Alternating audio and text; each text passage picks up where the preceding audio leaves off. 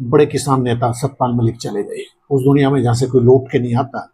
लेकिन सतपाल मलिक का जाना महज जाना नहीं है, ये एक सियासत की निर्मम सच्चाई के शाह अंधेरों को सामने ला देता है।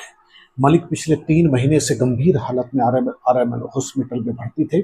बागपत के हिसारदा गांव के बासिंदे और गांव की गलियों से लेकर गवर्नर तक की ऊंचाइयों तक छूने वाले मलिक बेहद तनहा, बेहद उदास और अलग थलग कर दिए गए। कसूर उनका ये कि जो जब वो आंख के तारे थे, 4 राज्यों के राज्यपाल बनाए गए, सब तब तक ठीक था।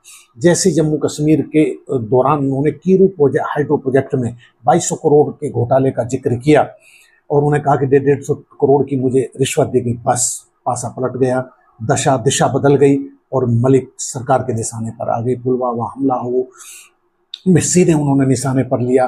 धारा 370 को भी उन्होंने कमेंट किया। किसान आंदोलन पे वो मुखर रहे और सबसे बड़ी बात ये कि उन्होंने ये भी कहा, पोल खोलिए एक तरीके से, कि मुझे जब पुलवामा हमले पे मैंने सवाल किए मोदी और शाह को फोन किया तो मुझे चुप रहने के निर्देश दिए गए।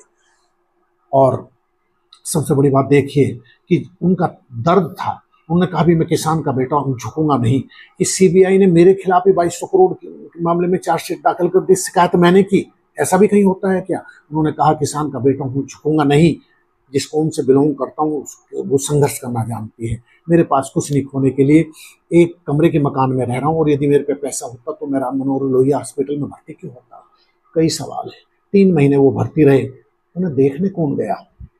भाजपा का शीर्ष नेतृत्व, राष्ट्रीय उपाध्यक्ष रहे, वो एमपी रहे, कैबिनेट मंत्री रहे, 4 राज्यों के राज्यपाल रहे। सतपाल मलिक यादों में रहेंगे, किस्से कहानियों में रहेंगे। बहुत काम किया उन्होंने। हिसारदा की गलियों से लेकर उन्होंने तमाम ऊंचाई से, चौधरी चरण सिंह के शिष्य थे।